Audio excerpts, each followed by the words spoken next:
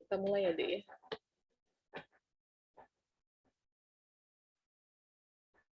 Saya diberi tugas untuk selamat siang. Sebenarnya saya diberi tugas untuk menyampaikan mengenai kejang demam kepada anak. Sebetulnya kalau kita lihat kejang demam itu adalah bangkitan kejang ya yang terjadi pada jadi harus ada demam ya, Dek ya. Jadi kejang yang disebabkan oleh demam. Jadi dia terjadi pada kenaikan suhu reka di atas sampai dengan 38 derajat tanpa disertai ada infeksi SSP. Jadi dia terpisah. Jadi bukan kausalnya adalah infeksi sistem saraf pusat atau adanya gangguan elektrolit seperti hiponatremi, hipernatremi, kemudian hiper dan hipokalsemi, hiper dan hipomagnesemi, atau gangguan metabolik lain seperti hipoglikemi juga. Itu bukan merupakan bagian dari kausa dari kejang demam. Jadi kejang demam itu biasanya dia tidak ada underlying disease-nya ya. Jadi maksudnya kejang yang disebabkan oleh demam, sementara demamnya baru kita cari penyebabnya apa. Kemudian kejang disertai dengan demam pada usia kurang dari 1 bulan memang agak sulit dimasukkan ke dalam kejang demam, mengingat kebanyakan kasus pada anak-anak kurang dari 1 bulan dia bila dia demam dan kejang kebanyakan memang penyebabnya infeksi saluran sistem saraf pusat ya, itu yang harus diperhatikan betul. Kemudian kejang demam berdasarkan tipenya ada kejang demam sederhana dan kejang demam kompleks. Kemudian di sini nanti kejang demam sederhana biasanya kita pakai patokan gini, Dek. Kejang demam sederhana aja dulu.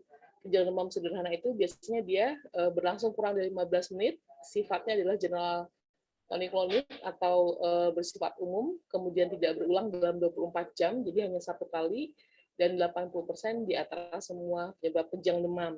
Salah satu tidak, maka dia masuk ke dalam kejang demam kompleks. Misal,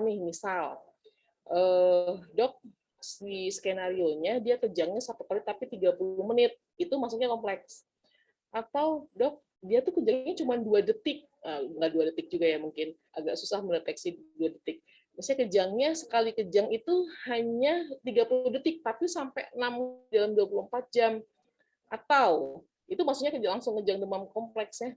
Atau misalnya begini, dok, dia kejangnya cuma sekali, tapi dia sekali kejang 5 menit, hanya sifatnya vokal, misalnya dia hanya separuh badan gitu ya, atau mungkin kejangnya hanya lengan kanan dan kaki, misalnya seperti itu.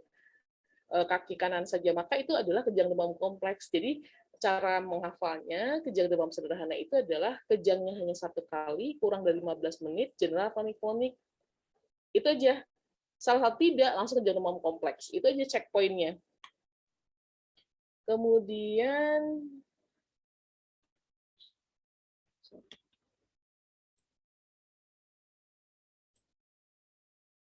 ya, jadi kejang demam kompleks itu kebanyakan adalah berlangsung lebih dari 15 menit atau dia sifatnya vokal parsial, sisi kejang salah satu badan, kemudian berulang dalam 24 jam. Nah, jadi kita harus paham bahwasanya penyebab faktor kejang demam itu biasanya imaturitas dari otak dan adanya gangguan termoregulasi di dalam otak mengenai sistem pengaturan suhu tubuh. Kemudian di sini dengan adanya demam maka kebutuhan oksigen dia akan meningkat. Nah, oleh karena itu pada anak-anak yang mempunyai faktor predisposisi genetik, misalnya salah satunya adalah orang tua atau salah satu keluarga yang mengalami riwayat kejang demam, maka akan berpotensi untuk terjadi kejang demam pada pasiennya. Jadi secara genetik memang anak-anak yang mengalami kejang demam, kalau kita melakukan pemeriksaan DNA itu biasanya memang akan ada kelainan yang sama di keluarga. Jadi dia memang sifatnya adalah autosomal dominan. Ya, jadi diagnosisnya dari mana? Diagnosisnya dari anamnesis, ada riwayat hentakan atau kelojotan yang tidak sadar ya dari orang tua dan disertai dengan ada demam tanpa disertai ada penyakit lain yang memang sangat spesifik ya, misalnya pada saat dia sebelum demam dan kejang itu dia sadar pada saat, jadi checkpointnya nih anamnesisnya sebelum kejang dia atau demam dia ini nggak sadar, kemudian dia demam. Nah setelah demam itu nanti ada tergantung dari masing-masing tipe anaknya, jadi kelainannya tuh ada yang langsung sangat responsif, artinya baru demam kurang lebih 2-3 jam langsung kejang, ada yang nunggu sehari 2 hari. Nah, itu berbeda-beda tergantung dari masalah di otaknya ya. Jadi maksudnya bukan masalah, jadi ya begitulah. Jadi masalah di genetiknya, secara genetik gitu. Nah, kemudian pada saat kejang dia tidak sadar karena kejang itu judulnya tidak sadar. Terus bagaimana kalau dia sambil kejang anaknya nangis, berarti bukan kejang, tetapi mungkin dedenya adalah kejang yang sifatnya tetanik ya. Kejang tetanik itu biasanya anaknya sadar. Jadi biasanya anak-anak yang kejang tanpa disertai dengan penurunan kesadaran, kita berpikir bahwa apakah ini tetanus? Nah, itu karena satu-satunya kejang yang anaknya sadar itu adalah tetanus, karena dia sifatnya lower motor neuron. Sementara kejang demam dan yang lainnya itu kebanyakan adalah upper motor neuron. Jadi syaratnya adalah pada saat kejang dia tidak boleh sadar. Nah, setelah kejang dia harus sadar. Itu adalah checkpoint dari kejang demam ya, disertai demam. Jadi pada saat kejang dia harus demam. Kalau nggak demam ya kita tidak bisa mengatakan ini kejang demam. Jadi sebelum kejang dia sadar, pada saat dia kejang dia tidak sadar, setelah dia kejang dia sadar, selama itu dia demam. Itu yang harus dipahami betul.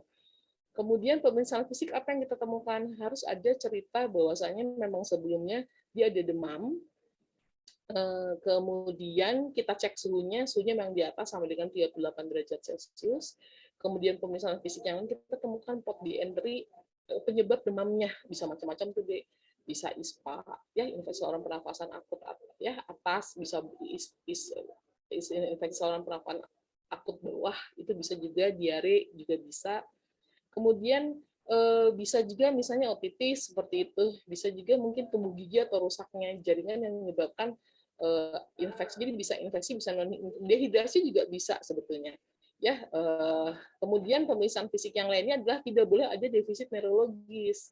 Maksudnya apa tidak boleh ada defisit neurologis? Pada kejang demam yang terjadi di ekstrakranium, yang harus kita pikirkan ketika suatu kasus itu terjadinya adalah di luar jadi ekstrakranial prosesnya, itu harusnya akan ada maksudnya tuh semua pemeriksaan fisiknya kecuali dia penyebab infeksi normal. Jadi nggak boleh ada defisit neurologis. Jadi saraf 1 ya sampai 12-nya harus normal. Kemudian pemeriksaan refleks patologisnya harus negatif. Kaku kuduknya berusia 1 sampai dengan 4 harus negatif seperti itu. Nah, itu harus checkpoint utamanya adalah tidak boleh ada defisit neurologis. Kemudian pemeriksaan yang lainnya ya kita temukan tanda-tanda penyebab infeksinya. Itu saja sebetulnya pada pemeriksaan kejang demam kompleks atau simplex ya. Kemudian pemeriksaan penunjang tentunya kita tidak pada pemeriksaan penunjang ini karena penyebab demamnya harus kita cari, ya mungkin kita akan menemukan beberapa kondisi. Misalnya kalau misalnya penyebabnya adalah infeksi virus, ya kita nggak bisa menemukan apapun ya. Jadi artinya labnya bisa leukopeni, bisa limfopeni gitu ya.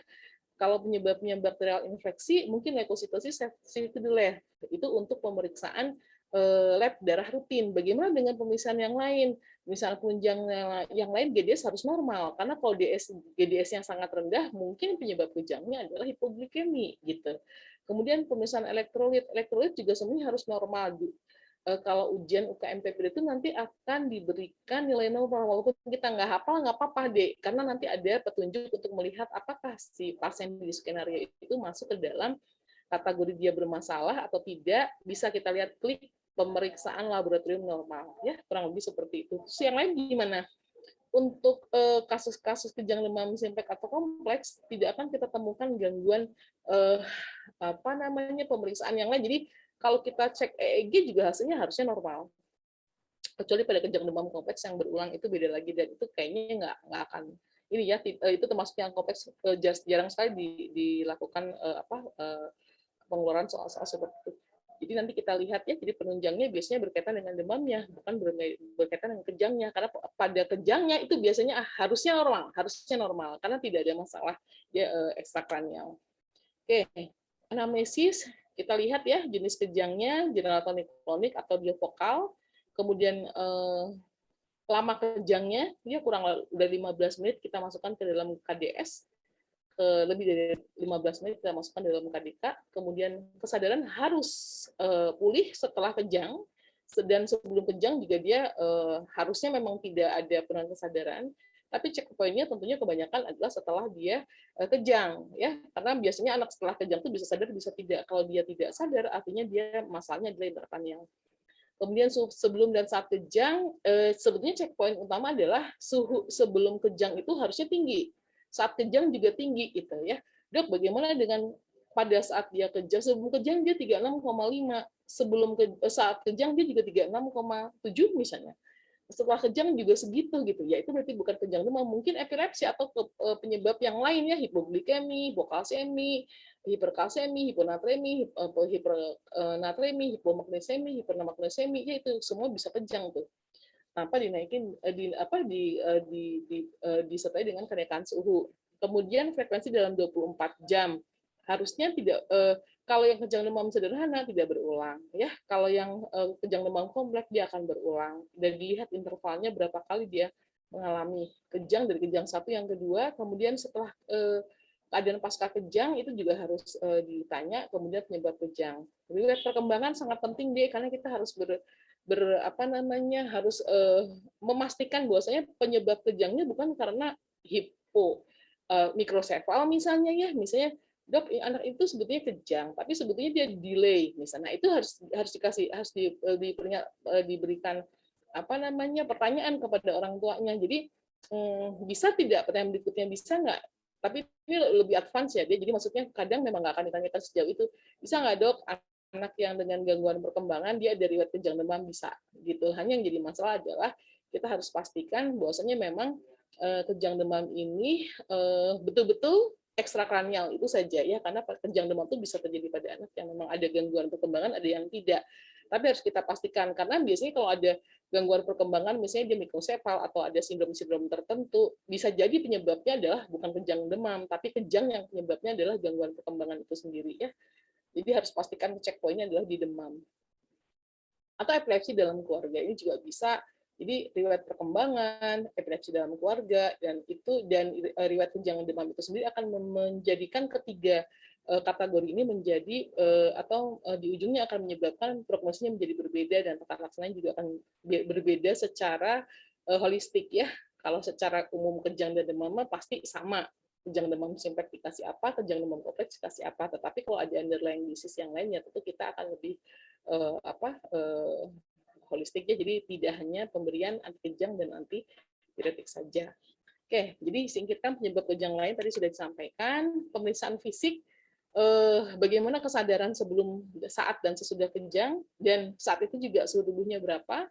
Kemudian tanda rangsang dingin harus negatif, tidak boleh ada bersinki 1, 2, 3, 4 positif, itu nggak boleh, jadi harus negatif, tidak ada kaku kuduk di sini.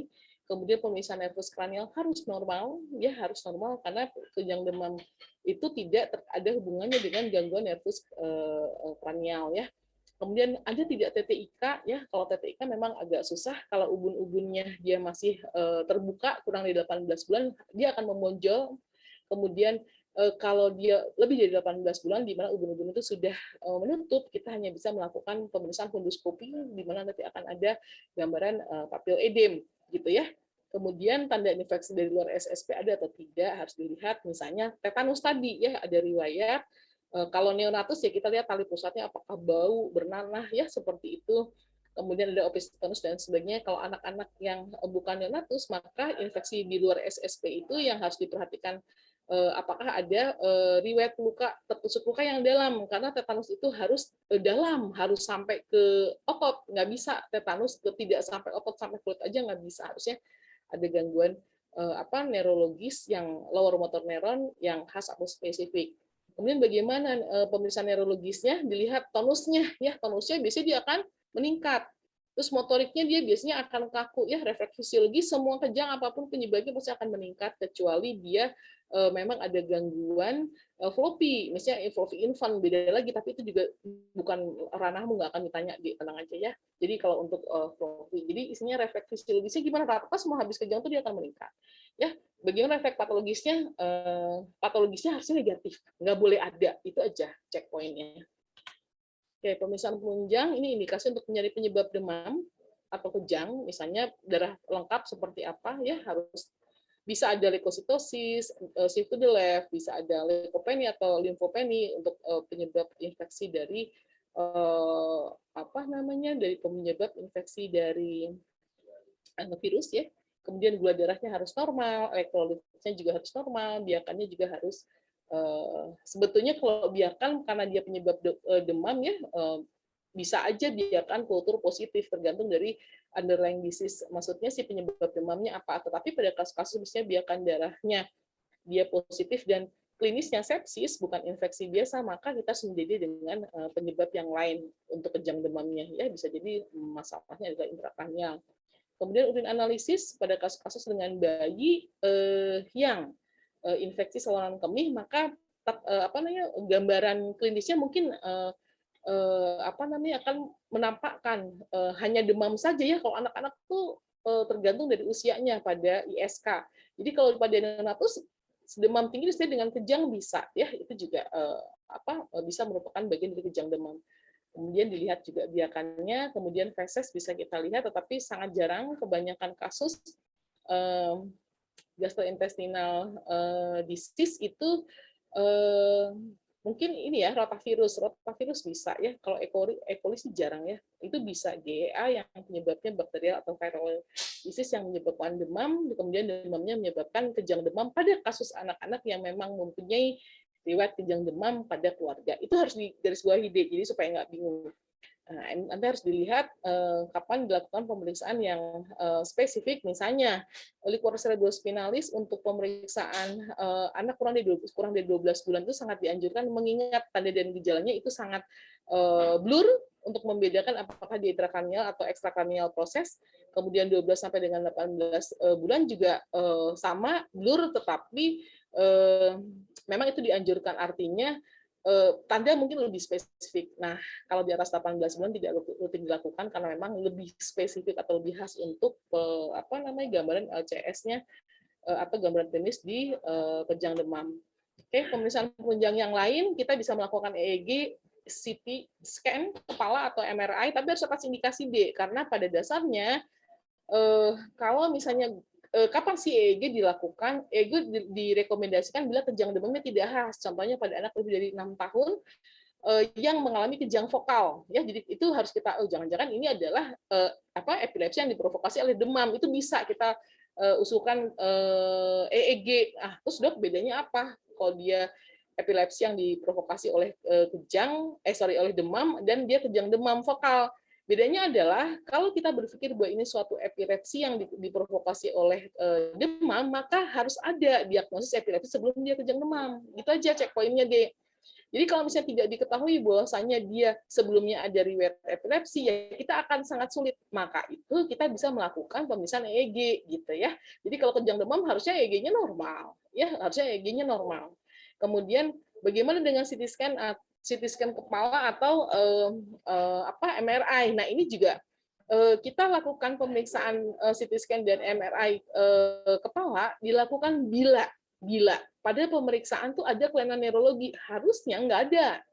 Harusnya kalau itu kejang demam nggak ada ya kelainan neurologi. Tapi kok ini habis kejang demam ada ya gitu hemiparese. Nah, kita boleh melakukan jangan-jangan ada yang lain gitu ya. Termasuk adanya mikrosefal dan ya kalau mikrosefal kan kita bisa cek lingkar kepala.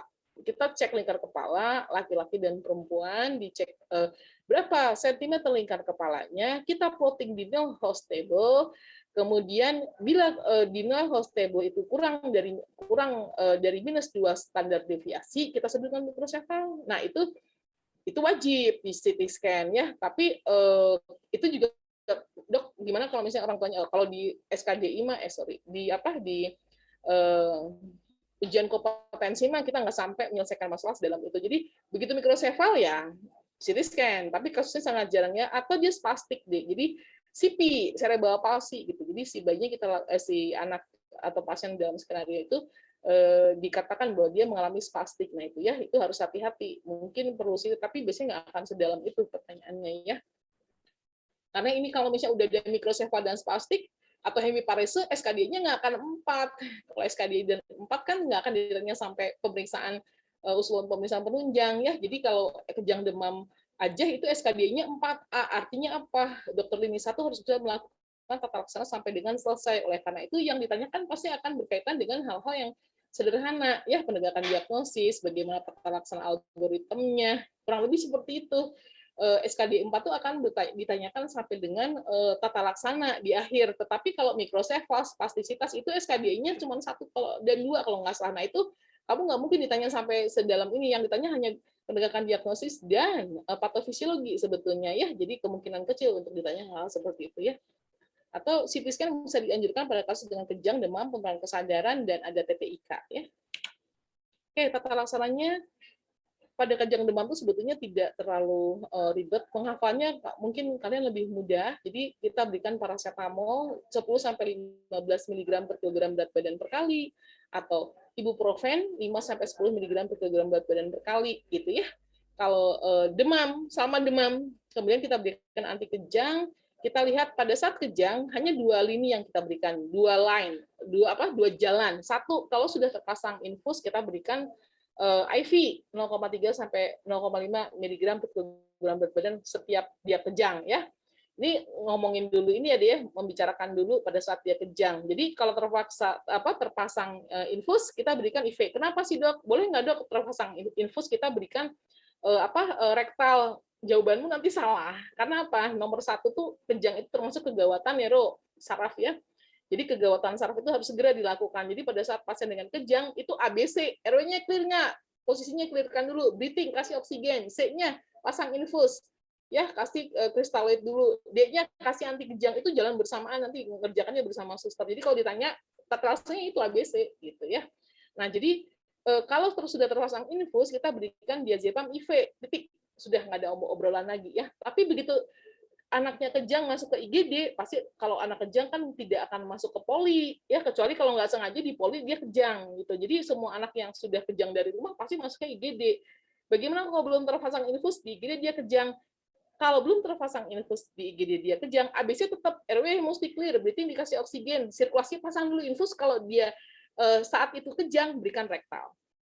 Itu aja checkpointnya, gitu ya. Nah, udah gitu, Dok, kapan dikasih diazepam per oral? Diazepam per oral itu hanya diberikan pada kasus dengan kejang demam kompleks. Itu checkpoint. Kenapa? Pada kejang demam simplex, kita hanya memberikan anti demam bila demam, berikan anti kejang bila kejang. Tapi pada kejang demam kompleks, kita berikan anti kejang pada saat dia kejang, anti demam pada saat dia demam. Dan kita berikan anti kejang yang per oral selama dia demam. Itu mungkin checkpointnya, karena pada kejang demam kompleks agak sulit memprediksi kapan dia akan mengalami kejang berulang, sehingga pada kasus dengan kejang demam kompleks, maka maintenance-nya adalah selama dia masih demam, sambil kita mencari kausa kenapa dia demam, kita melakukan pemberian diazepam oral. Ya, jadi diazepam oral itu cuma satu-satunya aja diberikan pada kasus KDK. KDS mah kita nggak berikan. Ya, karena pada KDS itu kita berikannya kalau nggak IV rektal. Ya, sementara pada pada kasus dengan KDK, diazepam diberikan per oral selain IV loh, atau rektal. Jadi kalau kejangnya mah kita kasih, kalau nggak IV rektal. Tergantung dia lagi di infus atau enggak gitu. Tapi pada saat dia demam pada KDK, kita berikan juga diazepam per oral barengan sama dengan paracetamolnya, karena risiko kejang berulangnya itu aja catatannya. Karena kalau pada kejang di simplex sekali doang, sekali saja ya kejangnya dalam 24 jam. Sambil kita mencari kausa demamnya apa. Nah, itu yang kita obati ya, si penyebabnya apa. Ini tadi sudah disampaikan ya, pengobatan jangka panjang rheumatoid hanya atas indikasi gitu ya, misalnya KDK gitu ya. Atau ada kelainan yang lain. Terus kalau ada kelainan yang lain misalnya gimana, Dok? Misalnya dia ada CP-nya, ada retardasi mentalnya, ada hidrosefalusnya, ada hemiparesitnya. Yang sudah kamu buktikan atau dibuktikan di scanner itu sudah disampaikan memang ada bukti itu, maka kita memberikan yang lain selain obat anti kejang yang short acting ya, itu dengan pemberian asam valproat selama 2 tahun misalnya seperti itu. Kemudian kejang vokal juga kita berikan tergantung dari kausanya apa ya, penyebab dia kejang vokalnya apa. Kayak pengobatan jangka panjang ini kita dilihat berdasarkan beberapa hal, misalnya kejang demam berulang 2 kali lebih dalam 24 jam, KDK ya, misalnya kejang demam pada bayi kurang dari 12 bulan, atau kejang demam yang frekuensinya lebih dari 4 kali per tahun. Oke ya, pengobatan jangka panjang ya kita tergantung dari diagnosisnya apa. Misalnya epilepsi yang diprovokasi oleh demam atau adanya mikrosefal atau gangguan tumbuh kembang cerebral palsy yang sudah kita buktikan, oh EG-nya memang bermasalah, oh MRI-nya atau CT scan-nya bermasalah, kamu boleh memberikan asam valproat tergantung dari diagnosis tadi ya. Jadi diagnosis yang ada selain kejang demamnya.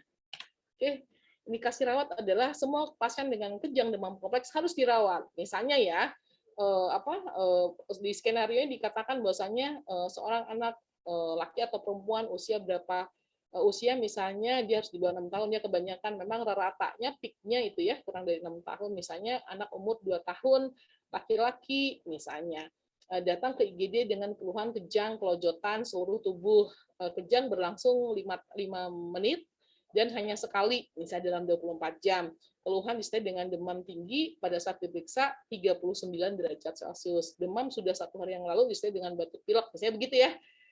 Kemudian pada saat di IGD kejang berulang gitu. Nah, itu berarti udah kejang demam kompleks tuh ya.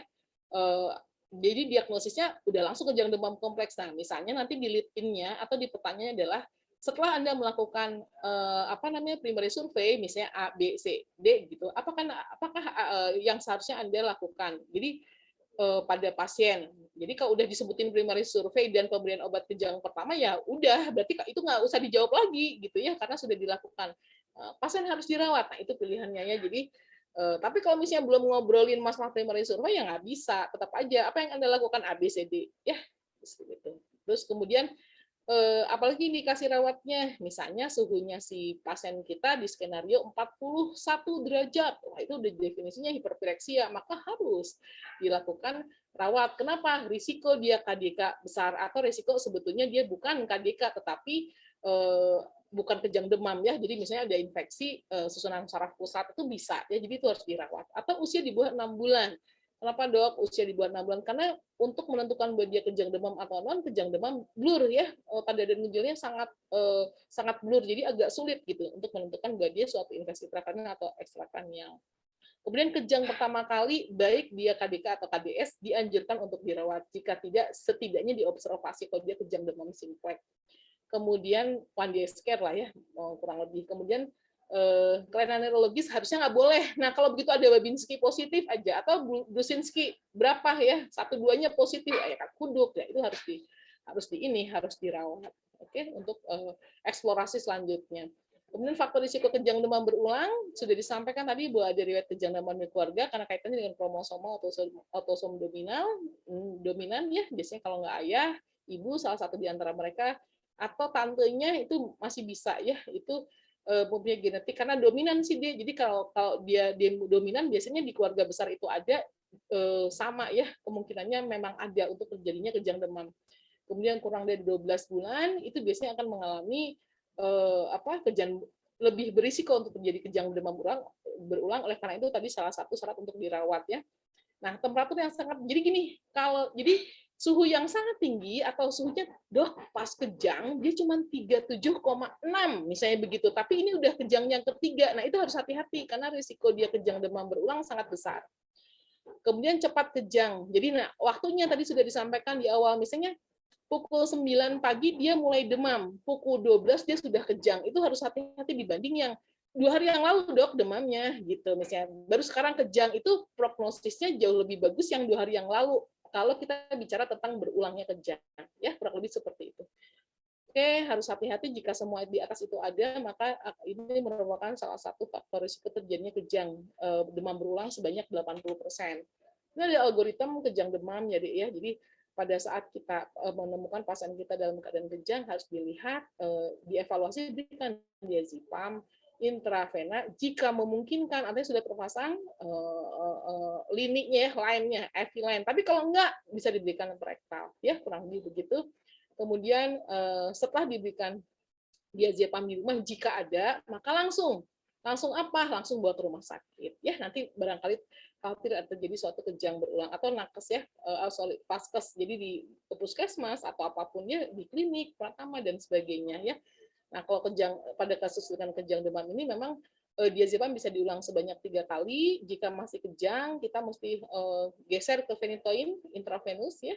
pakai 10 dosisnya sampai dengan 20 mg per gram berat badan per kali. Nah, kita bolus ya, harus hati-hati dia di bolus ya, nggak pelan-pelan ada waktunya tuh ya, termasuk memberikan obat anti diazepam secara intravenus harus pelan-pelan, nggak boleh langsung dibolus tiba-tiba depresi nafas. Jadi harus pelan-pelannya dalam waktu beberapa menit kita memberikan ya loading pelan ya sampai anaknya kejangnya berhenti. Nah, misalnya gini deh, pasiennya umurnya berat badannya 10 kilo, kita ngambilnya kan sekitar 3 sampai 5 mili toh di dalam spetnya. Kamu suntikan bolus pelan-pelan gitu. Nah, Dok, ini baru baru setengah dosis, kejangnya udah berhenti. Habiskan nggak usah. Kejangnya berhenti udah tarik lagi ya, karena untuk mengurangi resiko depresi nafas ya, kurang lebih begitu. Nanti kalau misalnya masih kejang, nanti adanya kejang itu bisa, kalau pemberian phenytoin sudah 2 kali pada saat pasien ini datang ke vaskes kita, maka berikutnya dia harus dirawat di ICU ya, karena kemungkinan besar dia bisa mengalami kejang berulang ya. Jadi kalau sudah pemberian phenytoin harus langsung ICU loh ya. Jadi jangan sampai kita kecolongan. Nah, itu yang harus hati-hati. Nah, mungkin itu kalau dari saya. Nanti ini ada dari ini nih. Sorry deh, dari saya ini. Nah, ini ya.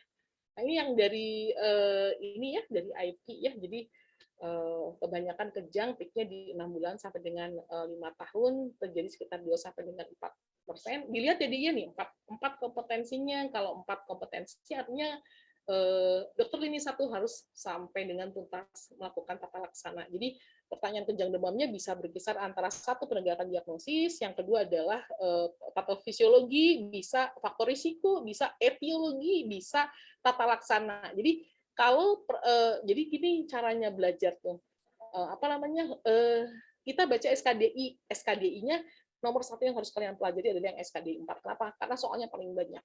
Itu aja ya, SKD 4 itu soalnya paling banyak, apapun kan banyak tuh, dari sistem saraf, kemudian dari psikiatri, kemudian turun ke sistem saluran pernafasan, kemudian masuk ke kardiologi ya, ke sistem jantung dan pembuluh darah, kemudian itu kan yang SKD 4-nya ada distribusinya. Jadi distribusi yang 4 yang kamu pelajari sampai ngelotok, distribusi 3 kamu pelajari sampai dengan sebelum merujuk, distribusi 2 itu hanya diagnosis. Nggak akan ditanya tata laksana, nggak boleh. Pada SKD 2 dan 1 tuh nggak boleh menanyakan tata laksana. Jadi cuma tahu, oh ini yang namanya Klinefelter syndrome, oh ini yang namanya Down syndrome, oh ini namanya ITP. Nah, itu udah cuma gitu doang deh. Jadi nggak akan ditanya sampai diagnosis, sampai dengan tata laksana. Tapi kalau udah bicara tentang 4A, maka dokter lini 1 harus bisa sampai melakukan tata laksana tuntas ya, itu harus diperhatikan.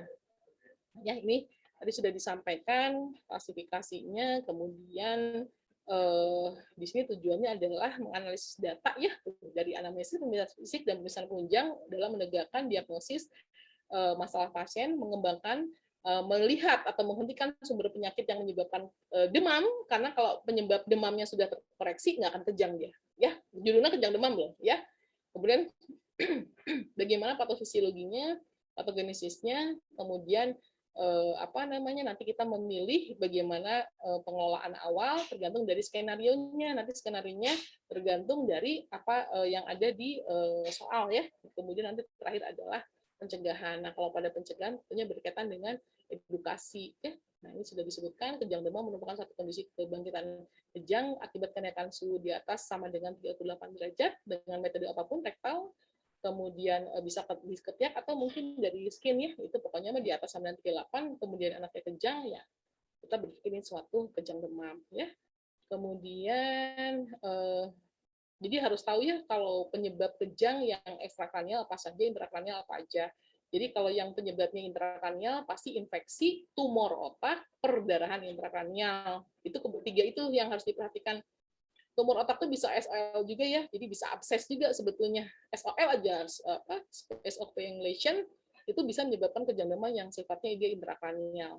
Kalau yang ekstrakranial, KDK, KDS, kejang demam ya, kemudian epilepsi ya, kecuali kalau epilepsi yang memang sudah ada masalah, ada disease, tapi kebanyakan epilepsi yang tidak ada psikatrik di lobus temporalnya, kita tidak mengatakan bahwa itu suatu intrakranial proses. Jadi gangguan elektrolit atau gangguan metabolik kita sebut dengan ekstrakranial proses. Etiologinya adalah suhu tubuh harus nomor satu pasti yang disebut itu suhunya panas gitu, suhunya panas ya.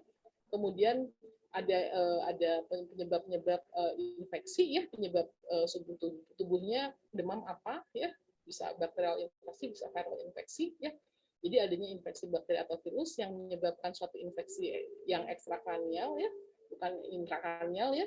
Kemudian suhu tubuh naik, kemudian terjadi disfungsi neurologis pada jaringan serebral yang dasarnya adalah kelainan genetik tadi atau soma dominan yang diturunkan, kemudian bisa berulang atau tidak. Di sini menyebabkan adanya risiko secara umum komplikasinya tuh sebetulnya kalau kejang demam ya trauma ya, jatuh, kemudian ada trauma, jadi risiko cedera. Kemudian berikutnya yang terjadi di patogenesis itu adalah adanya hipoksia yang menyebabkan potensi terjadi cedera otak ya, kurang lebih seperti itu.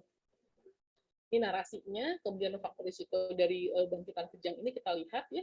Demam yang pertama kali kita lihat berapa suhunya, usia saat dia mengalami kejang dan demam, kemudian faktor genetik di keluarga atau ada atau tidak. Dok, gimana kalau misalnya di skenario nggak ada dok, misalnya tidak ada riwayat kejang demam, nggak apa-apa. Yang penting kamu bisa membuktikan atau di skenario itu bisa dibuktikan bahwasanya memang dia ekstrakranial ya.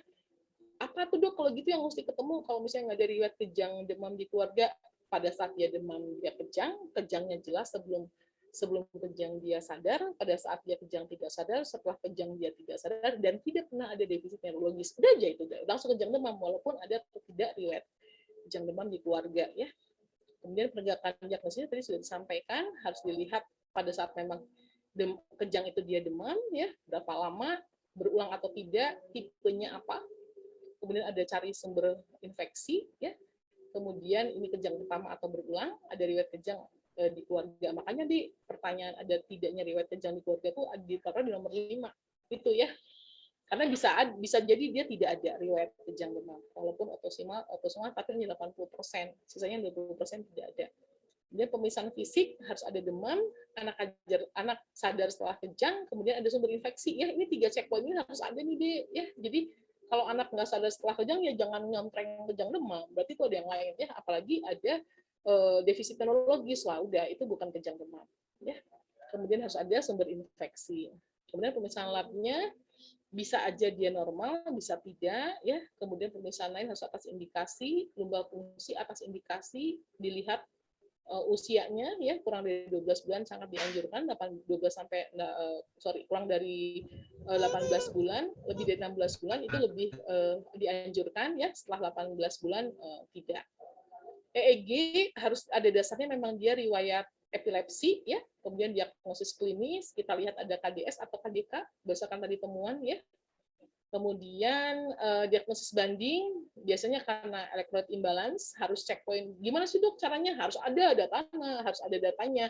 Kalau misalnya nanti datanya ternyata ditemukan elektrolit natrium 120 milimol per liter, ya udah itu hiponatremi. Sangat mungkin penyebab kejangnya adalah dia gangguan elektrolit atau hipoglikemi pada saat pemeriksaan gula darah hanya 30 atau tidak terukur, ya sudah, berarti kemungkinannya adalah hipoglikemi penyebab dari kejangnya ya. Diagnosis banding yang lain meningitis. Nah, meningitis itu harus ada Brudzinski 1-4 positif atau minimal kakak kuduk deh positif ya. Kemudian ensefalitis. Nah, yang sulit agak sebetulnya ensefalitis, karena ensefalitis dia kena ensefalon. Ensefalon itu meningosainnya pasti negatif, tapi pada ensefalitis maupun meningitis setelah kejang dia nggak sadar. Itu aja sebetulnya checkpoint-nya ya. Oke, tata laksananya. Jadi usul pemeriksaannya adalah rutin nomor 1 ya. Berikutnya adalah untuk menyiapkan diagnosis banding silahkan diusulkan berbagai macam yang sudah tadi disampaikan. Tata laksananya pemberian oksigen ABC, airway clear, breathing kasih oksigen. Semua kasus kejang harus diberikan oksigen, harus. Kenapa? Dia kan kejang. Kalau kejang risiko hipoksi, ya dia nggak narik nafas, dia kejang kan berhenti nafas, ya.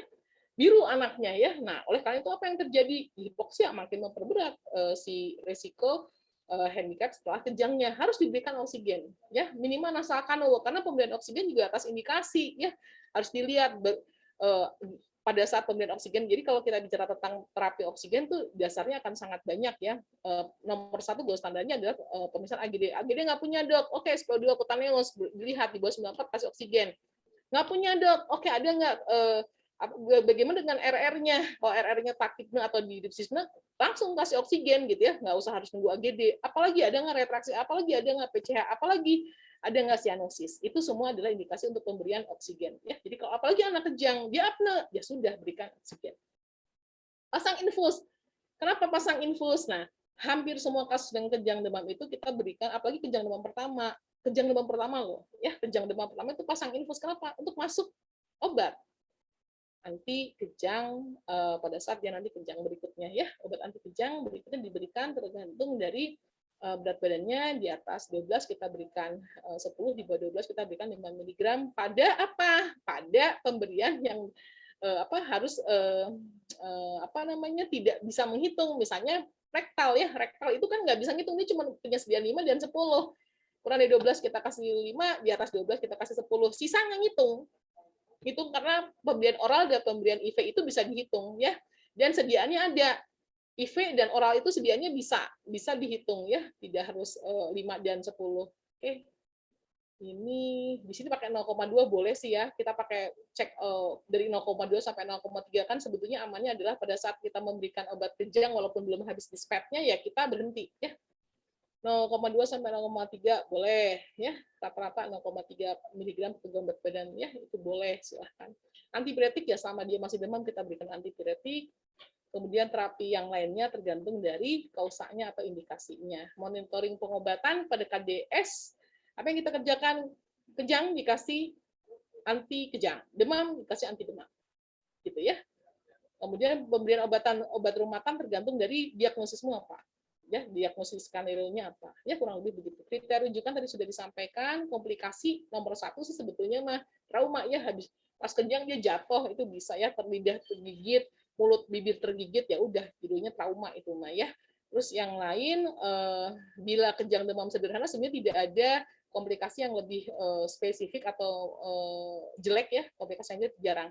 Kalau kejang demam berulang atau KDK, risikonya kalau di keluarga ada riwayat epilepsi, maka berdasarkan data epidemiologi, bila di keluarganya ada riwayat epilepsi dan si pasien ini KDK, 4-6% juga akan mengalami epilepsi. Ya, lebih begitu. Prognosis tergantung, kalau KDS semuanya adbonam, dua-duanya ya, muku ad vitam, muku ad fungsionam ya. Yang penting pas kerja nggak jatuh aja deh ya. Tapi kalau misalnya dubia bila terjadi berbagai hal, misalnya dia kejang demam kompleks, ada riwayat kejang demam di keluarga, usianya pada saat dia kejang pertama kali kurang dari 12 bulan, suhu pada saat dia kejang sangat rendah, ya itu yang harus, atau lebih di atas 4 kali sampai dengan 4 kali ya selama setahun, itu menjadikan prognosis untuk kejang demamnya menjadi dubia, ya kurang lebih seperti itu. Nah, pencegahannya adalah sebetulnya kalau udah kejang demam, penjagaannya apa? Kalau demam, jangan sampai kejang. Atau kalau dia mengalami, susah ya Dek ya, kalau mengalami infeksi kan kadang-kadang orang tua nggak tahu ya. Artinya begini, kalau tahu di keluarga ada yang riwayat kejang demam, ada. Terus udah gitu anak ini pernah kejang demam, pernah gitu ya. Kejang demamnya apa? Mau simplex, mau kompleks, di rumah harus dibekalkan diazepam rektal dan anti demam. Jadi ibu harus punya termometer, begitu dia kerasa anaknya memang teraba, dia hangat, pastikan suhunya dia tidak di atas 38. Begitu di atas sama dengan 38, berikan antipiretik, berikan minum sesuai dengan kebutuhannya, tambah 12%. Itu aja, segera bawa ke vaskes ya untuk dikonfirmasi apakah ada infeksi atau tidak yang harus koreksi ya. Karena selama tidak dikoreksi penyebabnya, dia akan demam terus dan risiko kejang besar. Mungkin itu aja deh. Jika ada pertanyaan boleh, jika tidak ada yang mau nanya, punya soal boleh contoh soal ya. Gimana? Cukup jelas? Harusnya mah nggak bingung, harusnya nggak bingung ya, karena sangat jelas lah pokoknya mah. Jalurnya beda, maksudnya jalurnya antara KDK dan KDS itu sangat jelas, jadi nggak mungkin salah diagnosis. Kejang sekali dalam 24 jam, kurang dari 15 menit, tipe general klonik-klonik. Kejang demam sederhana, salah satu enggak, kejang demam kompleks, udah aja gitu aja. Itu sebetulnya. Jadi kamu nggak boleh bingung. Dok, kejangnya sekali 30 menit, KDK. Dok, kejangnya separuh aja, 5 menit sekali doang, KDK. Ya. Dok, dia kejangnya 5 menit, tapi 3 kali dalam 24 jam. Kan Kak, nah enak sebetulnya ya, langsung aja itu mah. Tapi kalau kejangnya, kejangnya berapa? Sekali, kurang dari 15 menit, tipenya jendela tonik-tonik, itu KDS. Itu ya, kejang demam sederhana. Begitu salah satu enggak Kak?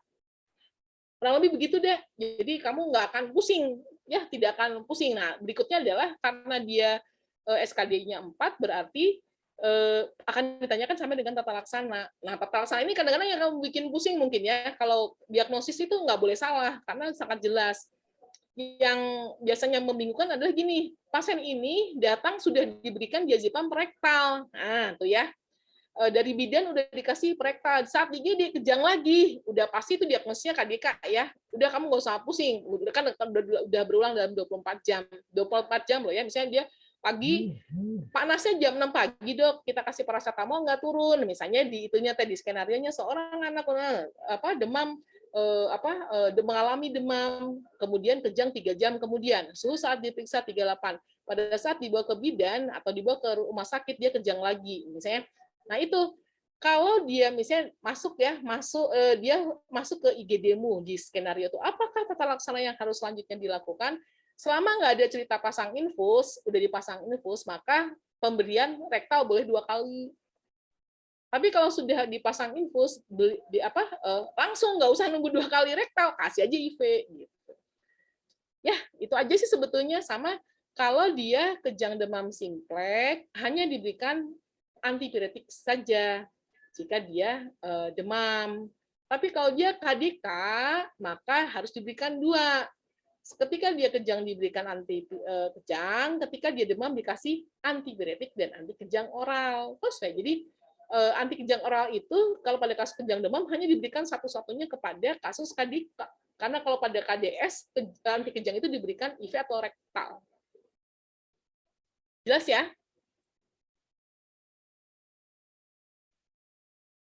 Ada yang mau nanya nggak? Atau punya punya cerita pernah baca soal pusing? Kalau soalnya rada enggak. Jadi gini deh, ujian UKM PPD itu sebetulnya checkpointnya adalah dia simple case. Jadi jarang sekali ujian UKM PPD complicated case karena yang diujikan itu berapa ratus ya penyakit. Jadi nggak mungkin kamu terbunuh oleh complicated case gitu, ngerti ya maksud saya? Jadi soal-soalnya tuh harusnya itu sederhana. Misalnya kapan kita diagnosis pneumonia? Batuk, pilek, demam, tarikan dinding dada, sesak nafas, ronki, udah. Itu pasti pneumonia. Jadi nggak akan ditanya yang ada wheezingnya, ada ya. Jadi biasanya kasus-kasusnya harus spesifik case gitu. Itu ya UKM PPD itu. Jadi kasusnya itu pasti akan spesifik. Jadi pada saat koasisten kita mungkin akan menemukan kasus-kasus yang complicated gitu. Tapi pada dasarnya ujian UKM PPD itu adalah kebanyakan checkpointnya ada di SCAP. Jadi kamu diberikan kasus-kasus yang spesifik. Itu ya, jadi jarang yang complicated. Jadi jangan sampai kamu ripuh gitu. Artinya gini, soal itu akan disetting jauh lebih sederhana. Misalnya nih ya, Dek ya, kamu dapat soal yang, dok ini kok soalnya saya bingung dok, demam 3 hari, kemudian saya bingung apakah dia malaria, apakah dia dengue, apakah dia demam tifoid. Kalau kasus UKM PPD semuanya akan spesifik. Kalau dia bicara tentang malaria, akan ada cerita dia demam, dia anemi dan ikterik, karena packagingnya itu. Jadi kamu harus cari itu. Kalau misalnya di skenario-nya tidak ada, artinya normal. Jadi skenario itu adalah membimbing kamu ke diagnosis. Kalau nggak ada di skenario, kamu nggak usah berpikir bahwa itu yang lain yang kamu pikirkan. Artinya memang normal. Itu aja deh checkpoint-nya, supaya kamu cepat ngejawabnya. Kalau dia bicara tentang DHF, maka ketemunya adalah demam kurang dari 7 hari, tipe demamnya bifasik, ada atau tidak perdarahan, tapi harus ada trombositopeni, karena pada dengue fever itu harus ada trombositopeni. Gitu. Ya, bisa ada hepatomegaly bisa. Jadi cek semua classical disease itu akan menjadikan dasar kamu mendiagnosis gitu. Kalau UKM PPD itu. Jadi, wah ini demam tifoid bukan ya, bagaimana dengan Tubex-nya, bagaimana, itu mah nggak akan disebutin. Kalau tidak disebutkan berarti normal, kalau normal ya berarti bukan itu. Itu checkpoint, artinya itu memudahkan kamu, oh ini mah demam kurang dari 7 hari, ada mimisan, trombositopeni, hematokritnya hematokritnya misalnya sangat tinggi, misalnya hematokritnya 60 atau 50 gitu. Nah itu kita bisa langsung mendiagnosis bahwa ini suatu dengue. Apalagi kalau ada cerita NS1, misalnya dia NS1 itu kan 1-2 hari ya, demam 1 hari NS1 positif, udah dengue. Kalau misalnya demamnya 4 hari, ya jangan mikir NS1. NS1 nggak akan muncul di demam hari keempat. NS1 itu hanya 1-2 hari. Nah nanti baru IgM anti dengue gitu. Jadi UKM PPD itu yang akan dikeluarkan adalah semua yang classical disease. Jadi kamu nggak usah, jangan sampai bingung gitu loh. Kalau misalnya tidak dikeluarkan artinya tidak ada. Jadi data yang akan dikeluarkan itu adalah data-data yang akan mendukung diagnosismu. Kurang lebih begitu. Ya termasuk kejang demam. Kalau kejangnya cuma sekali, tipenya general tonic-clonic, kejang dan demam gitu ya. Kemudian tipe lapa kejang tidak melebihi 15 menit, udah pasti KDS, udah diagnosis itu nggak ada yang lain. Kurang lebih begitu, Dek. Kalau ada yang penasaran boleh bertanya, silahkan.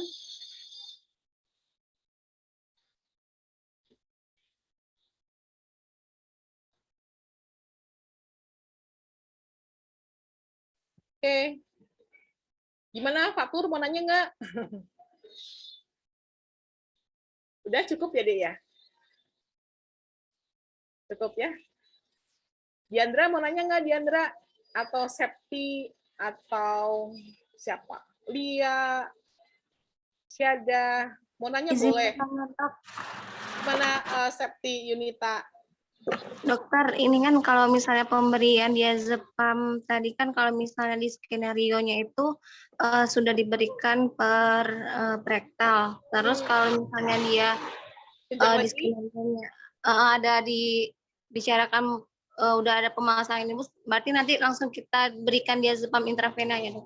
Ya, biasanya akan begitu. Jadi nanti Septi baca dulu skenario-nya. Misalnya dia sudah tiba di rumah sakit, sudah diberikan primary survey. Nah, berarti info sudah kepasang tuh, berikannya IV. Oh ya. Gitu. Baik, makasih, Dok. Ya, sama-sama, Dek. Ada yang mau tanya lagi?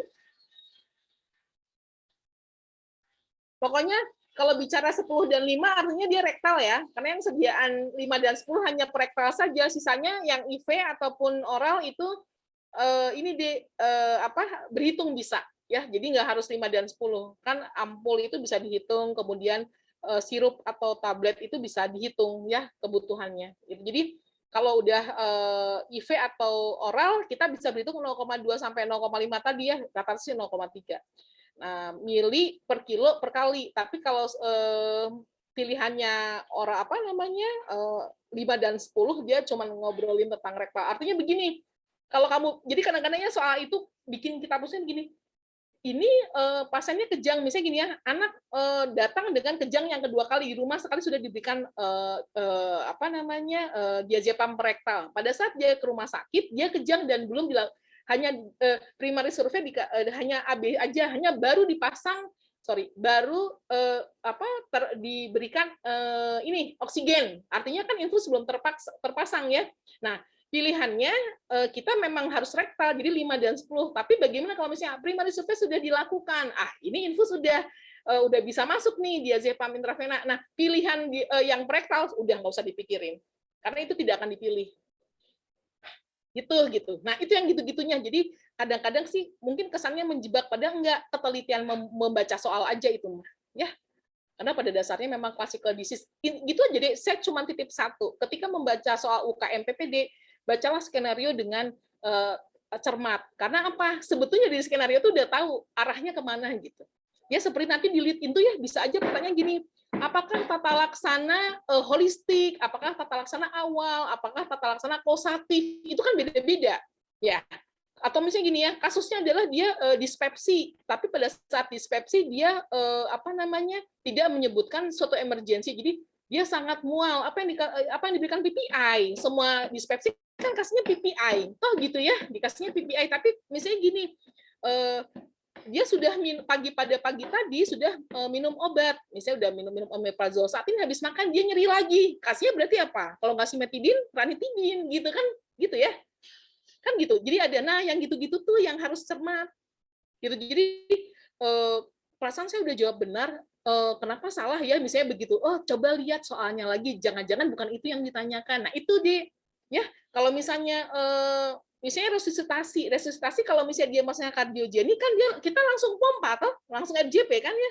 Beda kalau misalnya resusitasi pada bayi baru lahir, penyebabnya udah MAS, ekonomi aspirasi sindrom, syaksan dulu gitu. RW-nya tuh beda-beda gitu. RW breathing. Nah, kalau pada kardiogenik kan kebanyakan memang RW-nya clear, breathing-nya clear gitu ya. Tapi kalau pada drowning, tenggelam, kan itu aspirasi. Kamu nomor satu tetap harus RW. Kamu berikan oksigen nggak bisa. Si air bekas aspirasinya akan terdorong oleh oksigen. Jadi suction dulu. Habis suction baru kita kerjakan yang. Jadi RW dulu.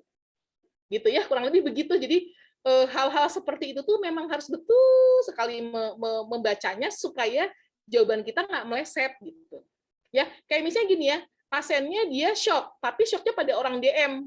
Cairan apa yang Anda pilih? NaCl 0,9. Nggak boleh resusitasi pada kasus dengan DM, gulanya di atas 203. Jadi pasien itu penurunan kesadaran misalnya, kusmol, kemudian gula darahnya 390. Apa yang Anda lakukan? ABC, airway clear, breathing clear, sirkulasi, apakah pilihan tata laksana, pilihan infusnya 0,9% normal salin. Nggak boleh ngasih cairan yang ada gulanya, wong dia hiperglikemi kok. Gitu ya. Kalau ketahuan gulanya, bagaimana kalau tidak ketahuan kadar gulanya? Ya kita anggap sebagai pasien-pasien normal atau pasien-pasien hipoglikemik. Ya, kalau hipoglikemik kan boleh kita kasih kristaloid seperti RL. Jadi semua cairan kristaloid itu ada gulanya kecuali NaCl 0,9 atau NaCl 0,9-nya mau KN. Boleh, silahkan. Alfi, sesi tanya jawab gimana? Oh.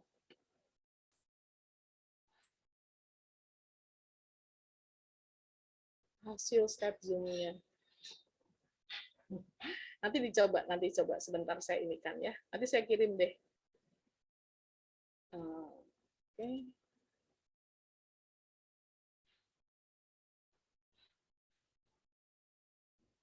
Sebentar, saya carikan slide-nya.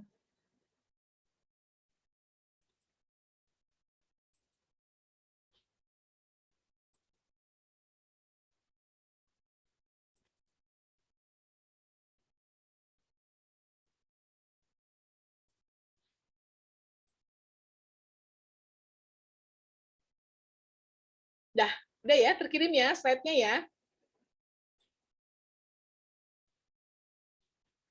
Oke, kurang lebih begitu ya. Jadi kalau saya perhatikan ya, ketika ujian kompetensi itu, saya nggak tahu tuh setiap institusi memberikan atau tidak. Tetapi kebanyakan memang kita harus memberikan checkpoint sama-sama, Alfi. Jadi namanya checkpointnya gini deh, skenario itu sama-sama deh. Jadi skenario itu dibuat sesederhana mungkin, itu aja. Artinya kalau misalnya memang nggak ada di skenario, aduh saya bingung, ini malaria atau bukan, kok demam, ngomongin demam kurang dari 7 hari, jadinya kan malaria, dengue fever, dengue hemorrhagic fever, demam tifoid juga bisa, ISK. Nah itu lihat, nah di antara kelima disease itu kamu checkpointnya aja, karena yang namanya ujian kompetensi itu classical disease, itu aja checkpointnya. Jadi kalau ngobrolin tentang misalnya pas ini DHF harus ada masalah di hemokonsentrasi dan perdarahan. Artinya apa?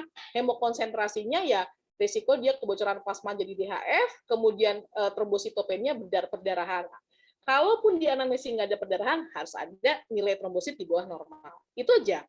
Kalau misalnya yang lain nggak ada masalah, jadi nggak akan ngomongin nyeri tekan ileoselekal, ya nggak akan ada tubex yang keluar gitu loh. Karena di situ akan cerita tentang ini cerita tentang demam tifoidnya. Bagaimana dok kalau malaria? Malaria itu kan sangat jelas ya, demam kurang dari 7 hari, bisa ya kebanyakan rata-rata segitu, ada riwayat dia ke daerah endemis malaria, pada malaria yang terjadi adalah anemi dengan ikteri, karena dia anemi hemolitik. Anemi hemolitik kan macam-macam ya. Anemi hemolitik itu ada malaria, anemi hemolitik yang kausanya adalah infeksi. Wah, di daerah kita mah nomor 1 malaria. Jadi kalau bicara masuknya enterinya bisa dari demam, bisa dari mana? Bisa dari ikterik atau anemi ya. Jadi demam, HB-nya kurang, kemudian ada ikterik, bilirubin total dan yang indirectnya meningkat dan directnya juga bisa meningkat, itu pasti malaria ya. Kalau misalnya dia demam, nyeri tekan ileocecal, ada gastrointestinal, jadi ada permasalahan di lambung ya, dia muntah, nyeri perut, kemudian ada riwayat higien sanitasi yang buruk, tubeksnya keluar, udah kamu gak usah mikirin yang kan, itu ceritanya pasti tentang demam tifoid gitu ya. Kalau ISK demam bisa ada atau tidak gejala penyerta. Kalau anaknya prasekolah dia ada disuri, dia mau frekuensi, mau mau nyeri pinggang ya, istilahnya tuh ada nyeri pinggang ya, nyeri ketok CVA, itu adalah infeksi, tinggal dilihat ISK-nya mau atas mau bawah. Nyeri tekan suprapubik positif, ada hasil urin analisis. Nah, itu juga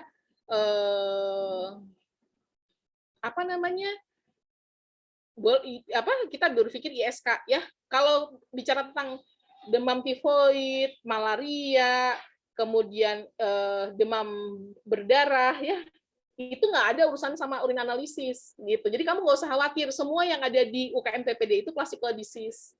Jadi pasti apalannya itu. Jadi apalkan aja itu.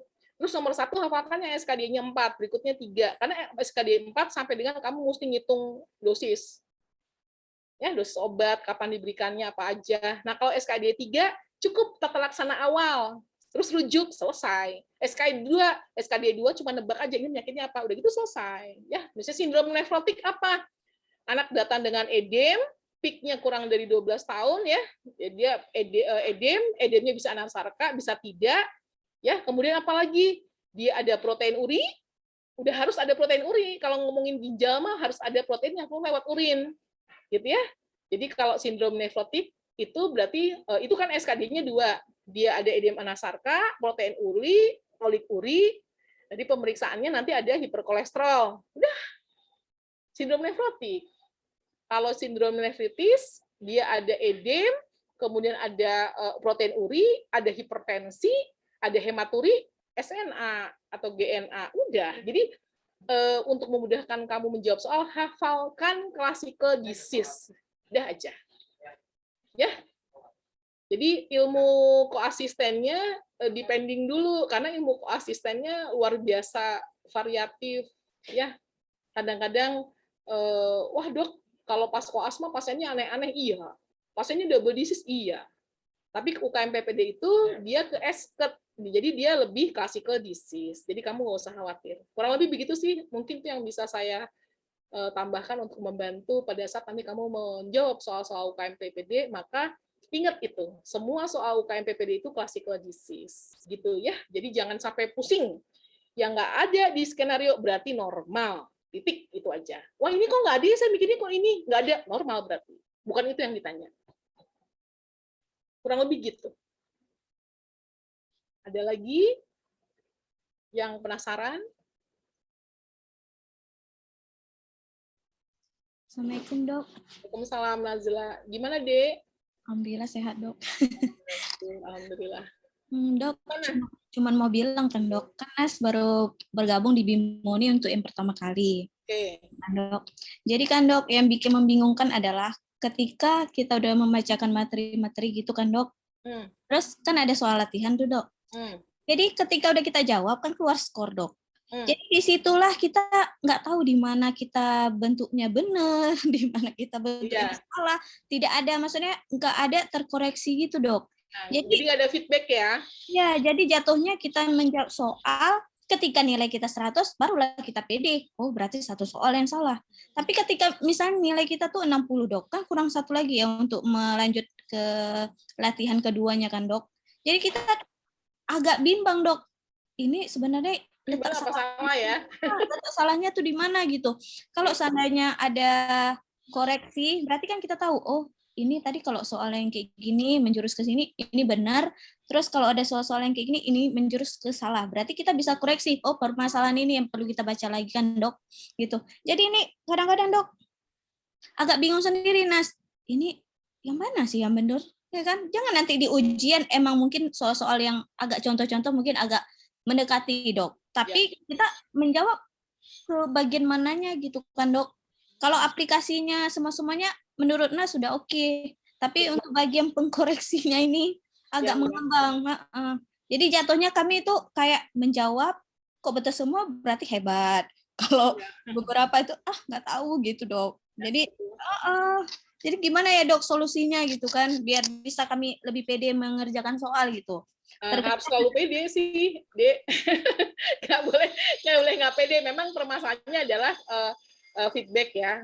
Terus terang ini mungkin akan jadi kesulitan bagi para peserta ujian karena memang harus ada koreksi sebagaimana yang kita udah pasti belum. Sebetulnya sih ya, memang agak susah latihan ujian kadang-kadang juga di latihan ujian itu sebetulnya kadang dibuat oleh orang-orang yang ingat-ingat enggak gitu pada saat membuat soal, bener nggak?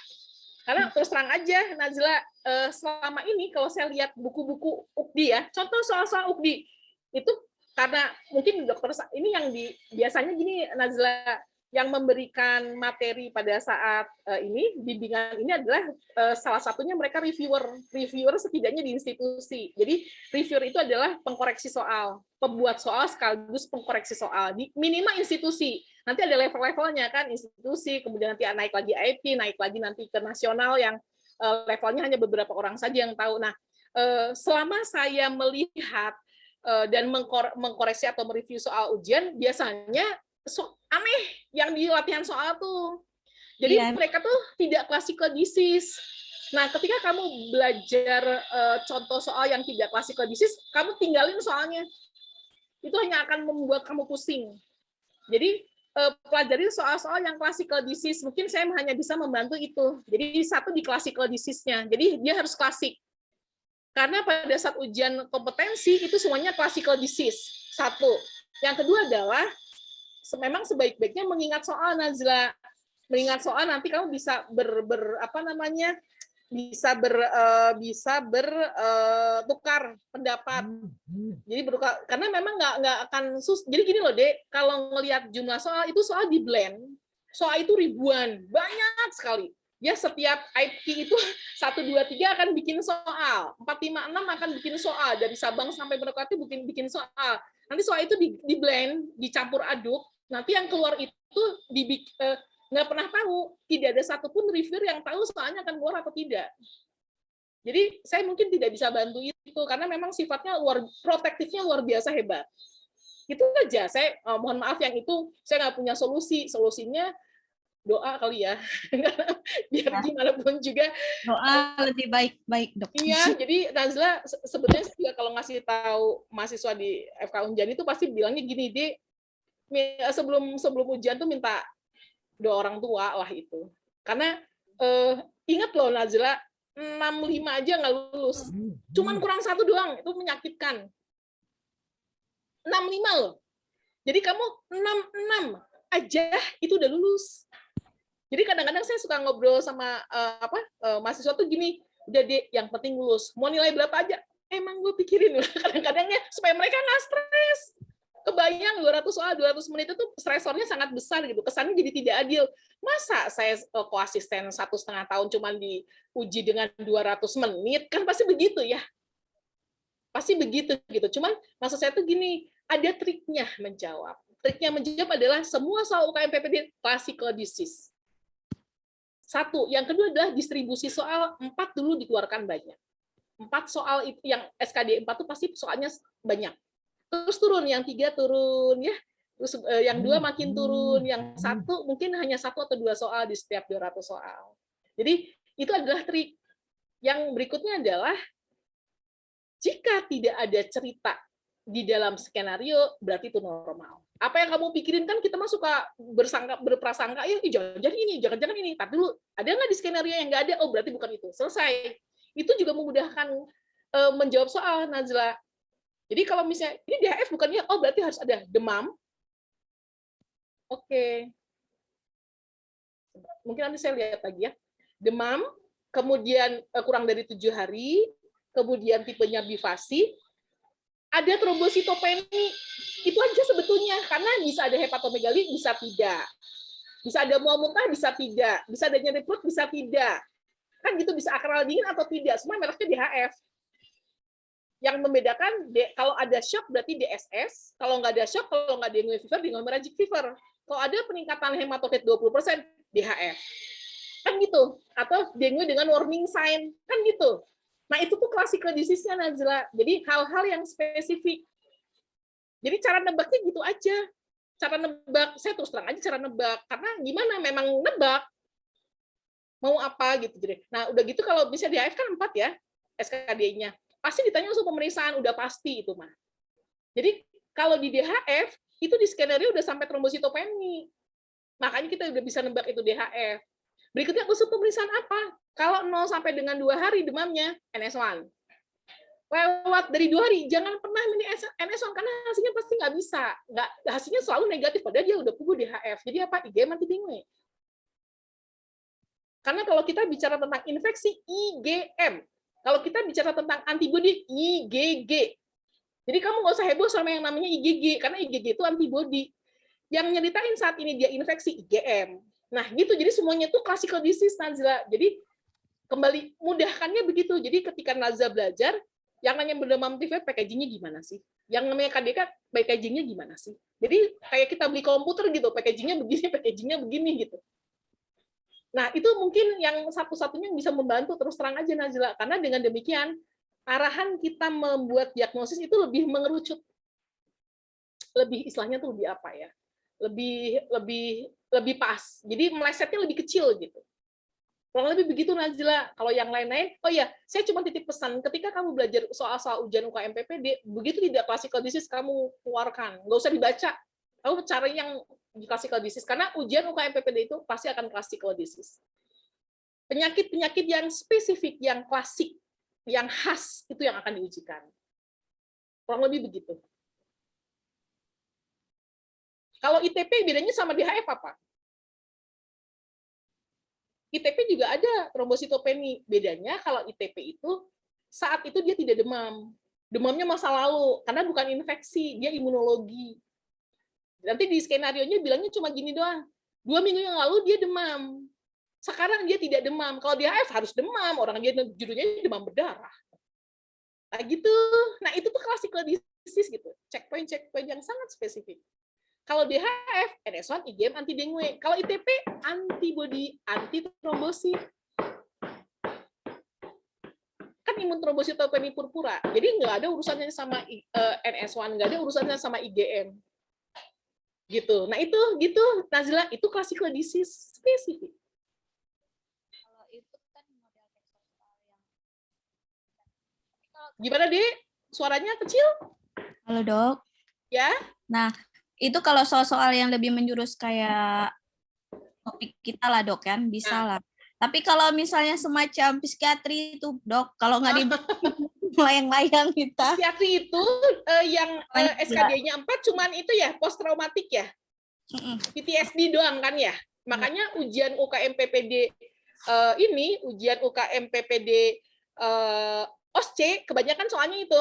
Nah, pada psikiatri itu saya cuma membantu sedikit ya. Psikiatri itu cuma kita bagi beberapa yang ada nggak gangguan isi pikiran. Kalau ada schizofren udah itu mah udah miliknya schizofren, psikotik berarti. Kalau nggak ada gangguan isi pikiran bisa yang lain, yang non psikotik. Nah, tinggal nanti Nazla ingat ulang yang ada gangguan isi pikirannya schizofren, gangguan psikotik, apalagi tuh. Schizofren kan udah mulai dari Hebre. Terus kalau udah sampai dengan schizofren kan udah mudah ya. Kalau dia tipenya paranoid berarti dia ada broadcast, ada paranoid. Kalau dia tipenya anak-anak berarti hebrefenik gitu tuh. Yang penting kamu sampai situ aja. Kalau sebenarnya kelainan jiwa itu dibagi dua besar. Ada gangguan isi pikiran, ada gangguan bukan isi pikiran. Kalau ada gangguan isi pikiran, ya udah pasti schizofren atau psikotik. Misalnya ada apa sih gangguan isi pikiran? Waham, tah. merasa melihat apa, merasa didengarkan apa, serasa, nah itu ada halusinasi, ada waham, oh saya itu raja, nah mungkin ya gitu-gitu kan, isi pikirannya udah nggak jelas gitu, atau dia telanjang, kenapa? Oh saya kan lagi di pantai, dokter nggak tahu saya lagi di pantai, gitu-gitu. Sisanya yang nggak ada gangguan isi pikiran bisa somatisasi, ya benar nggak? Bisa bipolar, nah gitu. Jadi memang kita harus belajar itu dari atasnya dulu, nanti kita belah-belah, kemudian lebih spesifik. Gitu, Nazla, mungkin yang bisa saya ya memang susah ya. Memang eranya saya dan eranya Nazla berbeda. Dulu kalau saya dulu kan ujiannya ujian nasional ya. Jadi kalau Nazla sekarang uji kompetensi. Mengingat banyak sih kenapa harus ada begini tuh karena jumlah fakultas kedokteran sangat banyak sehingga harus ada penyamarataan pas tes gitu. Nah, pas tesnya ini salah satunya adalah ujian kompetensi seperti itu. Nah, ini dibuat untuk menyamaratakan mutu. Nah, seperti itu sih sebetulnya. Nah, gimana caranya? Tadi kita betul-betul ininya triknya aja yang harus diperhatikan betul. Jadi kalau triknya benar, biasanya nggak akan meleset. 66 dapat deh, Nazla, percaya deh. 67 lah ya, lebih satu aja. Saya nggak perlu nilai 100. Kenapa? 67 udah lulus sudah cukup. Karena kan nilai saya ntar ada di transkripnya, transkrip nilai kan kalau UKMPD kan cuma lulus sama enggak. Kamu nggak akan ditanya pas jadi dokter berapa, memang dulu UKMPD nggak peduli lah gitu ya. Justru transkrip nilainya ada di koasisten nanti, nilai bedah berapa, anak berapa, dan jadi maksudnya nggak usah khawatir. Kamu hanya berjuang aja gimana caranya dapat 67. Kurang lebih gitu deh. Dok, ini kan dengar-dengar kan soalnya udah 150 dalam waktu 200 menit kan, Dok? Nah, itu kan berarti bagus ya. Iya, Dok kan. Cuman di sini Nas mau tanya sendiri, berarti penguasaan dari soal-soal itu yang membuat kita supaya pede harus apakah 80 soal itu udah bakalan lulus? Jadi kan pikir kan, Dok, oh ini soalnya ada PD nih, ini udah yakin. Jadi kita bisa, oh ini rata-rata udah hampir 100 soal nih bisa kita ini, Dok, gitu. Jadi untuk kelulusan itu dalam soal 150 kira-kira yang 80 ya minimal. 80, Dok. Nggak harus 100 deh, 150 dibagi 2 75 tuh. 75,5. Nazla sebetulnya gini ya, memang itu berkaitan dengan tadi tidak ada feedback. Jadi kadang kita, wah iya, perasaan saya udah bener deh gitu ya. Nah itu yang agak susah memang. Kadang kita sudah merasa cukup yakin bahwa kita akan lulus di atas 80%, tapi kadang juga kita berpikir, loh kok ini ya, maksudnya istilahnya teh, kok nilainya cuma 65 misalnya gitu ya. Itu memang kadang suka bikin kita bertanya-tanya. Nah oleh karena itu memang harus diperhatikan adalah gini deh, jadi soal hitungan itu ditaruh paling belakang aja. Untuk yang tidak suka berhitung loh. Nanti kan ada soal IKM ya. Soal IKM itu kan biasanya kita bicara tentang proporsi dan sebagainya ya, statistik ya. Oh, kamu jangan lupa ya, kamu baca METPEN loh, metode penelitian. Iya, Itu Dok. ya apa bedanya case control dengan cross sectional ya, dengan cohort. Itu kan cuma apalan, Nazla. Rugi banget kalau kamu nggak bisa, kamu harus nilai 65 gara-gara nggak bisa jawab satu itu, menyakitkan. Kalau saya mah baca aja. Ya, jadi level aja kan yang nanti yang paling bawah tuh kita biasanya case control ya, terus kemudian nanti naik lagi ya, kalau nggak cross sectional, case control itu satu level, naik cohort. Dari cohort itu naik nanti RCT, naik lagi nanti meta analisis, naik lagi apa sih habis meta analisis tuh review yang reviewnya dia general gitu. Nah itu nanti bedanya di mana gitu. Jadi itu kalau case control tuh ngambil dalam satu satuan waktu ngambil satu. Nah yang gitu-gitu yang diitukan. Jadi bila Anda melakukan penelitian dengan pengambilan data sekali, nah disebut apa? Nah gitu-gitu. Kalau yang METPEN itu ya biasanya apalan. Ya, itu kita nggak harus mikir. Nah, kalau yang ngapalan-apalan atau yang sifatnya recalling, kerjakan duluan. Kalau kamu lupa banget, udahlah ntar belakangan. Jadi waktu itu akan bisa dilakukan analisis. Setelah itu tuh ada waktu soal lebih, kamu bisa evaluasi udah bener nggak ya? Gitu. Itu aja sih sebetulnya. Apa ya, doa sih ya, mudah-mudahan lulus lah semuanya ya, amin. Itu aja sih. Dengan dokter bicara tadi ya, membuat semangat, Dok. Jadi harus semangat. Ada feeling kayak bahwasanya ini bakalan lulus lah kami semua ini kan, Dok kan. Ya. Ini ditambah lagi dokter pun di luar jalur sebenarnya pertanyaan Nas kan. Ya, betul. Tapi emang itu permasalahan yang sedang kami hadapi semua, Dok. Gitu. Iya, iya. Jadi memang masalahnya, ini kelihatannya checkpoint-nya itu, Nazila. Satu, classical disease. Yang kedua, hafalkan yang SKD-nya besar dulu. Iya, Dok. Itu pilihan kamu untuk lebih, istilahnya lebih apa ya, lebih survive nanti ya. Karena kalau yang SKD-nya satu kayak sindrom Down yang udah pernah keluar nih ya, sindrom Down Klinefelter, apa yang biasanya kalau nggak Klinefelter Turner syndrome. Bedanya apa? Kalau Turner syndrome perempuan jadi kayak anak laki, kalau Klinefelter anak laki jadi anak perempuan. Udah nggak usah dipikirin sisanya mah, pokoknya nanti lihat skenario. Jadi yang SKD 1 sama 2 itu cuma ngapalin yang spesifik, kata saya juga spesifik classical disease udah. Yang perlu pusing itu SKD 4 karena itu mesti soalnya heboh. Tapi tetap classical disease, tenang aja. Dan kalau nggak ada di skenario artinya normal. Ingat itu checkpoint, tidak ada di skenario artinya normal. Jadi kamu jangan pilih yang normal karena normal mah nggak akan ditanya tuh. Ya, termasuk yang dermatitis itu, dermatitis, bedanya pioderma, itu mah kamu tinggal bikin kayak ini ya, sedikit aja ya, waktunya masih ada ya. Anemia. Masih, Dok. Nah, kayak bedanya anemia. Anemia itu kan ada macam-macam ya. Anemia defisiensi besi, defisiensi B12, betul nggak? Anemia hemolitik. Iya, Dok. Anemia apa lagi? Autoimun. Anemia aplastik. Nah, betul. Anemia on chronic disease, nah, ya. Bedanya macam-macam. Kalau kamu bicara tentang anemia defisiensi, nggak boleh ada yang namanya organomegali. Benar nggak? Benar, Dok.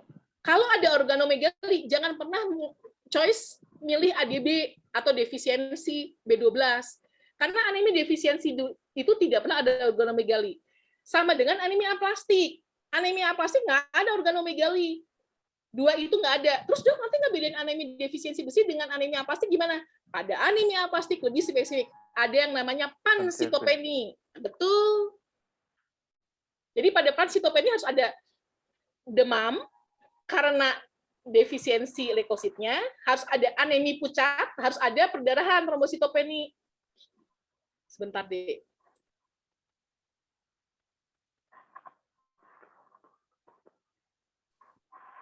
Jadi gitu, kan ternyata gitu. Tapi begitu kamu lihat kasus anemi, dia defisiensi nih. Aduh, defisiensi besi, oh nggak ada perdarahan, oh berarti defisiensi besi atau vitamin B12. Kamu lihat choice-nya, ada defisiensi besi, ada Fe, ada 12. Yang kamu cek adalah MCV-nya, volumenya, MDT-nya. Kalau dia makrositik, udah nggak usah milih ADB, pasti defisiensi B12. Nah, itu Nazla, itu tuh classical disease. Jadi sesuatu yang sangat spesifik. Makanya uji kompetensi itu yang ditanya spesifik. Gitu. Itu tentang anemi loh. Kalau misalnya di anemi ada organomegali, bisa anemi pada penyakit kronik dengan apa? Dengan demam tifoid, karena bisa ada sphenomegaly-nya. Bisa anemi pada leukemi, ada organomegalinya. Bisa anemi hemolitik. Anemi hemolitik ada organomegalinya, ada hepatomegali, ada sphenomegaly kan malaria. Terus beda ketiganya apa? Beda ketiganya kalau dia APK, ceritanya mungkin tifoid atau TB. TB tapi nggak ada organomegaly, yang ada limfadenopati. Nah, kalau dia leukemi harus ada hiperleukositosis, leukositnya harus di atas normal. Karena yang lain nggak normal. Yang lain mah normal-normal aja. Satu-satunya anemi yang ada hiperleukositosis cuma leukemi doang. Nah, yang satunya lagi adalah anemia hemolitik. Anemia hemolitik harus ada ikterik. Yang lain nggak ada ikterik, cuma dia doang yang pakai ikterik. Nah, gitu yang dimaksud dengan classical disease. Uji kompetensi itu classical disease. Gitu, Nazla. Dok, nampak ya, paham. Gitu toh, jadi ketebakan. Wah, kalau gini mah nebaknya saya jauh lebih mudah, bener. Ya, Dok. Benar. Itu triknya tuh itu, karena memang agak susah ini. Wah, saya kemarin bener nggak ya? Nah, itu susah, emang susah. Tapi kalau misalnya udah paham sebelum kamu masuk ke ruang ujian, udah tahu nih, oh yang namanya ADB gini, oh yang namanya anemia hemolitik gini, oh namanya aplastik gini, udah. Satu-satunya anemia yang pansitopeni ya anemia aplastik. Emang anemia apa lagi? Nggak ada. Nah, tinggal dilihat Anemia defisiensi besi 4, anemia on chronic disease 3B, anemia hemolitik 3B, anemia aplastik 2. Nah, kalau anemia aplastik nggak kan ditanya tata laksana, tanya diagnosis saja. Tapi kalau ADB, kamu bisa tanya usul pemeriksaan serum besi. Benar nggak? Tata laksana dikasih besi 4-6 mg per kilogram berat badan per hari. Nah itu, kamu udah bisa nebak tuh yang ditanya apa aja. Kenapa? Karena peserta ujian udah tahu nih SKDI-nya berapa. Gitu, Nazla. Ya, Dok. Nah, jadi Nazla nggak usah mikirin tata laksana anemia aplastik kenapa? Oh, dia SKD-nya dulu ngapain? Jangan kan ditanya tata laksana, ditanya diagnosis aja. Tapi kalau ADB harus sampai ngelepek. Gitu. Mantap, Dok. Harus, pokoknya harus pede. Gimana caranya besok 6 lebih, udah selesai, itu aja. Nomor 1 tuh ya, kamu nggak boleh mereject. Itu ilmu mental ya, ilmu mental. Jadi ketika kamu mau ujian, jangan pernah ada bahasa, udahlah, nah itu nggak boleh. Saya akan berjuang dulu, habis berjuang saya udah tinggal doa, udah aja itu. Jadi istilahnya mah, intinya mah adalah nggak boleh ada bahasa bahasa tidak percaya diri, nggak boleh. Itu aja, karena itu membantu kamu betul pada saat nanti kamu menjawab pertanyaan ujian. Ya, Dok. Karena kan itu ketahanan otak sama yang pada saat ujian itu kan ketahanan otak. Jadi kamu harus fit dari awal sampai akhir 150 soal. Gitu, Nazla kurang lebih. Terkadang kan, Dok, udah jawab A misalnya kan, udah pede nih sama A, tiba-tiba kan ada itu, kayaknya bukan A ini. Nah itu, yang gitu-gitu tuh ya, ambivalen harus dihilangkan itu. Nanti rupanya pas dikoreksi ada ingat-ingat soal sama-sama kawan. Wah, ternyata memang jawaban pertama saya yang benar. Nah, itu kan mengerikan itu. Jangan sampai gitulah, Dek. Iya. Makanya tolong cermat aja, Nazla, kemudian classical disease aja. Classical disease aja. Checkpoint itu kamu itu aja. Semua yang diujikan itu spesifik titik itu aja. Itu checkpoint, ya. Ya, Dok. Udah gitu kan kamu, saya harus, jadi di benak kamu, saya harus lulus sekarang, kalau enggak saya pasti yang lain akan tertunda. Itu aja. Yang penting saya lulus lubang jarum dulu. Itu aja sih, nggak ada yang lain. Jadi harus semangat, oke? Ya, Dok. Makasih ya, Dok. Ya, sama-sama semangat ya. Ya, Dok. Doakan supaya lulus semua. Amin ya Allah. Amin, Dok. Terima kasih, Dokter. Amin, Dok. Terima kasih, Dokter.